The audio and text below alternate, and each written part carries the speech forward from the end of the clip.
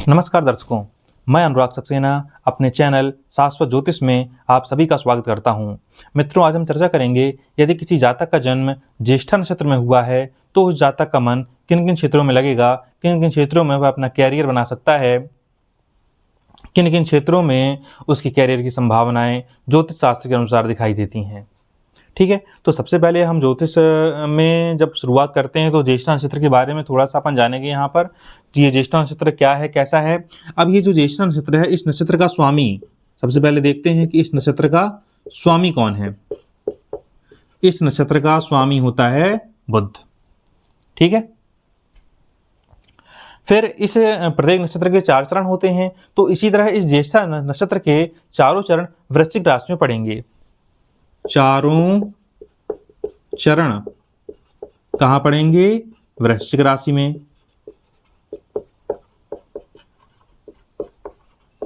और ये जो वृश्चिक राशि है, इस राशि का स्वामी होता है मंगल।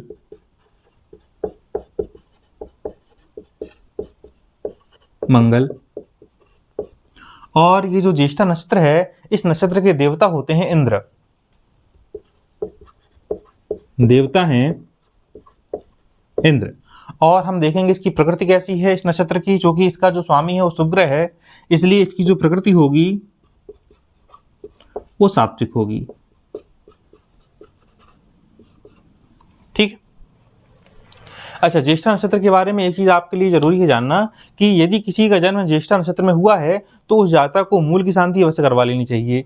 खासकर जब ज्येष्ठा नक्षत्र के अंतिम चरण में जन्म हो तो वो गंडमूल कहलाता है। ठीक है, यदि ज्येष्ठा नक्षत्र के चौथे चरण में आपका जन्म हुआ है तो निश्चित रूप से आप गंडमूल की शांति करवा लें। ऐसे में आपको उसके, यदि आप नहीं करवाएंगे तो आपको उसके दुष्प्रभाव देखने को मिल सकते हैं। इसलिए मेरी सलाह है, यही है मेरी सलाह, आप मानिए कि यदि ज्येष्ठा नक्षत्र के अंतिम चरण में आपका जन्म हुआ है तो निश्चित रूप से आपको गंडमूल की शांति करवा लेनी चाहिए। ये अशुभ होता है, ज्येष्ठा नक्षत्र का गंडमूल अशुभ होता है। ठीक है, अब हम आते हैं कैरियर के मामले में, देखें इसको तो हम ये देखते हैं कि इसका जो नक्षत्र स्वामी है वो बुध है। बुध किसका प्रतीक है? बुध चतुराई का प्रतीक है, बुध बुद्धि का प्रतीक है, बुध एक्टिंग का प्रतीक है, मिमिक्री करना, कॉमेडियन, इन सब का प्रतीक है ये। अब यहाँ पर जो मंगल है वो एनर्जी का प्रतीक है। दोनों नक्षत्र स्वामी और राशि स्वामी दोनों एक दूसरे के शत्रु हैं यहाँ पर, लेकिन एक चतुराई का प्रतीक है और एक वीरता, बहादुरी, रिस्क इसका प्रतीक है। तो हम देखते हैं कि ऐसे जातक कहाँ कहाँ जा सकते हैं, कहाँ कहाँ पर उनके जाने की संभावनाएं ज्योतिष में देखने को मिलेंगी। ज्योतिष शास्त्र क्या कहता है इस मामले में, देखिए। कार्यक्षेत्र अपनाते हैं तो जिन जातकों का ज्येष्ठा नक्षत्र में जन्म हुआ है वे लोग बुध से प्रभावित होंगे और ऐसे में उनकी गणित के क्षेत्र में जाने की संभावना रहती है। गणित विषय, ऐसे लोग हो सकता है गणित विषय के शिक्षक हों, या हो सकता है गणित विषय में इस उच्च शिक्षा प्राप्त करके ये गणितज्ञ बन गए हों, गणित में इनकी पीएचडी हो, गणित के प्रोफेसर हों। ठीक है, मतलब गणित के क्षेत्र में ये लोग आगे जा सकते हैं। यदि इन्होंने गणित विषय को चुना है अपने लिए तो सबसे अच्छा है। दूसरा है विज्ञान। वैसे गणित विज्ञान में ही आता है, लेकिन यदि अपन और शाखाओं की बात करें, ठीक है, तो वहां भी जा सकता है। कहा जाता है कि यदि ज्येष्ठा नक्षत्र में आपका जन्म हुआ है तो आप विज्ञान के प्रवक्ता बन सकते हैं, विज्ञान में आपकी खासी रुचि होती है। ठीक है, तो थोड़ा ध्यान दीजिएगा, यदि आपका जन्म ज्येष्ठा नक्षत्र में हुआ है तो आप इस लाइन में अपना कैरियर बना सकते हैं। फिर है सीए, बुध। सीए आप समझते होंगे, ठीक है। कॉमर्स लेने वाले जब 11वीं 12वीं अपन जाते हैं ना, उनसे पूछोगे तो आप क्या बनना चाहते हो?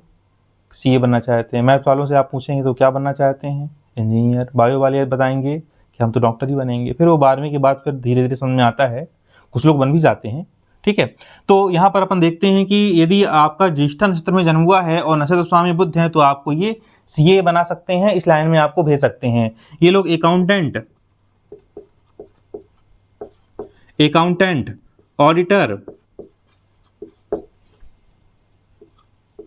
ऑडिटर बन सकते हैं, ये लोग अकाउंटेंट बन सकते हैं, ये लोग क्लर्क बन सकते हैं,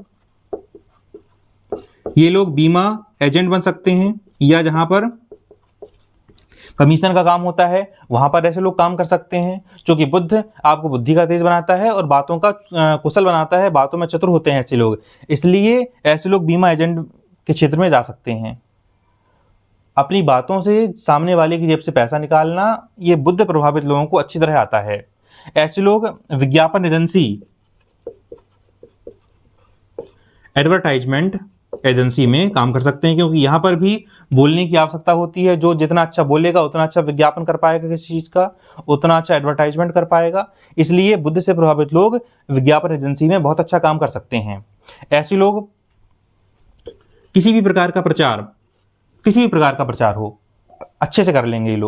ये लोग जो है नेता बन सकते हैं, इस लाइन में जा सकते हैं, पत्रकार बन सकते हैं। ऐसे लोग यहाँ पर बुद्धि और चतुराई का काम होता हो तो ये लाइन उसी से संबंधित है। ठीक है, ऐसे लोग लेखन के क्षेत्र में लेखक, संपादक, प्रकाशक बन सकते हैं, मुद्रक, संशोधक, आलोचक, ये सब लेखन से संबंधित क्षेत्र हैं। इन क्षेत्रों में ये लोग जा सकते हैं। अब ये कोई भी हो सकता है, जरूरी नहीं है कि कोई एक ही, हम सिर्फ संभावनाओं की बात कर रहे हैं। तो लेखन के क्षेत्र में ये सारी संभावनाएं हैं और इन संभावनाओं में से कहीं भी वो जा सकता है, कहीं भी उसकी रुचि हो सकती है, कहीं भी वो अपनी किस्मत आजमा सकता है। और देखते हैं और कहाँ कहाँ वो जा सकता है, कहाँ कहाँ उसकी रुचियां हो सकती हैं। वो एक्टिंग के क्षेत्र में जा सकता है, क्योंकि उसकी एक्टिंग बहुत अच्छी होती है। कॉमेडियन बन सकता है, क्योंकि बुद्ध को कॉमेडी का बहुत शौक रहता है। ये लोग जो है अच्छे कॉमेडियन होते हैं, बुद्ध से प्रभावित लोग। मिमिक्री करना, दूसरों की नकल उतारना, ये इनकी आदत होती है बुद्ध से प्रभावित लोगों की, इसलिए ये लोग अच्छे कॉमेडियन भी बन सकते हैं। ऐसे लोग अनाउंसर का मतलब होता है उद्घोषक। ठीक है, तो बुद्ध से प्रभावित लोग जिनका जन्म ज्येष्ठा नक्षत्र में हुआ है, वे लोग बुद्ध से प्रभावित होते हैं और वे लोग अनाउंसर भी बन सकते हैं। अब अपन आते हैं मंगल, क्योंकि ज्येष्ठा नक्षत्र का राशि स्वामी जो है, ज्येष्ठा नक्षत्र वृश्चिक राशि में पड़ रहा है, वृश्चिक राशि के स्वामी मंगल हैं, तो मंगल का भी प्रभाव पड़ेगा। और ये आपको कहाँ कहाँ भेज सकते हैं, कहाँ कहाँ रुचि आपकी हो सकती है। तो देखिए, मैकेनिक, आपको इस लाइन में आपकी रुचि हो सकती है, इस लाइन में आप जा सकते हैं। आप जो है इंजीनियर, आप इंजीनियर बन सकते हैं। आप स्टेनो का काम कर सकते हैं। आप जो है सुरक्षा विभाग में जा सकते हैं, मंगल आपको सुरक्षा विभाग में भेज सकता है, वर्दी वाली जॉब दिलवा सकता है आपको। ठीक है, यहां पर भी आप जा सकते हैं। आप हो सकता है नौसेना में चले जाएं। अब नौसेना में कई प्रकार के काम होते हैं। ठीक है, तो अलग अलग क्षेत्रों से संबंधित काम नहीं लिखेंगे, तो ये मान लीजिए नौसेना में आप अपना कैरियर बना सकते हैं, वहां पर आपके लिए संभावनाएं हैं। अब ऐसा व्यक्ति कहां जा सकता है, कपड़ा मिल में काम कर सकता है, वहां कर्मचारी के रूप में काम कर सकता है। वहां पर कपड़े के मिल ऐसे लोगों के लिए सुटेबल है। ऐसे लोग जो सर्जरी में काम आने वाले सामान हैं, चीरफाड़ वाले सामान हैं, वहां पर ये लोग अपना कैरियर बना सकते हैं, या तो बनाने का या बेचने का। ठीक है, सर्जिकल यंत्र या तो बना सकते हैं या बेच सकते हैं। ऐसे लोग, वहां पर भी उनके लिए कैरियर की अपार संभावनाएं हैं। ऐसे लोग मोटर या मशीन, आपने देखा होगा कंपनियों में मशीनें चलाने वाले लोग रहते हैं, तो जिनका जन्म ज्येष्ठा नक्षत्र में हुआ है, ऐसे लोग मशीन चलाने वाले या मोटर चलाने वाले हो सकते हैं। मशीन ऑपरेटर जिनको अपन कहते हैं, मशीन ऑपरेटर। एक चीज और है, चूंकि ये कहा गया है कि ज्येष्ठा नक्षत्र किसमें पड़ता है, मूल में पड़ता है, गंडमूल में पड़ता है। यदि आपने गंडमूल की शांति नहीं करवाई, तो वैसे भी यहाँ पर चंद्रमा वृश्चिक राशि में नीच का है और आपने गंडमूल की शांति भी नहीं करवाई, फिर क्या हो सकता है, फिर देखिए, फिर ऐसा व्यक्ति ठग बन सकता है। चंद्रमा नीच का है, बुद्धि जो है दूसरी लाइन में जाएगी और गंडमूल की शांति आपने करवाई नहीं, फिर देखिए क्या क्या बन सकता है, ठग बन सकता है, चोर बन सकता है, बदमाश बन सकता है, किसी न किसी प्रकार से अपराधी बन सकता है, आपराधिक प्रवृत्ति उसकी हो सकती है ना, आपराधिक मनोवृत्ति कह लीजिए। यहाँ पर उसकी जो मनोवृत्ति है वो कैसी हो सकती है, आपराधिक टाइप की हो सकती है। ठीक है, तो जब चंद्रमा नीच का हो तो बिल्कुल शिव जी की आराधना करें, शिव जी को अभिषेक करें, तो चंद्रमा की शांति होती है, चंद्रमा शांत होता है, चंद्रमा की कृपा मिलती है अपन को।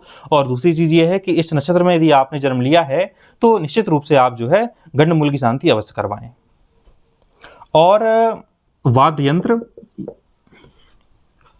ढोलक, तबला, हारमोनियम और जितने भी संगीत के जो यंत्र हैं, वाद्य यंत्र का विक्रेता हो सकता है, वाद्य यंत्र को बनाने वाला या बेचने वाला ऐसा जातक हो सकता है। ठीक है, तो आज के लिए इतना ही। आशा है कि आज का वीडियो आपको पसंद आया होगा, कुछ काम का लगा होगा। अगली बार फिर हम इसके बाद वाले नक्षत्र को लेकर, 19वें नक्षत्र को लेकर आपके सामने हाजिर होंगे। 18 नक्षत्र आज अपने पूरे हो गए हैं, 9 नक्षत्र और बचे हैं। ठीक है, तो आप मिलाइएगा अपनी कुंडली देखकर, आप देखिएगा कि आपका जन्म किस नक्षत्र में हुआ है और हम जो बता रहे हैं वो मैच कर रहा है कि नहीं कर रहा है। क्योंकि कैरियर की आजकल कैरियर बहुत सारी संभावनाएं हैं, बहुत सारे ऑप्शन है कैरियर के, इसलिए इतनी सारी संभावनाएं लिखी जाती हैं कि ये नहीं तो ये नहीं तो ये। ठीक है, तो आप देखिएगा, समझिएगा और बताइएगा। ठीक, तब तक के लिए बहुत बहुत धन्यवाद, नमस्कार, फिर मिलेंगे।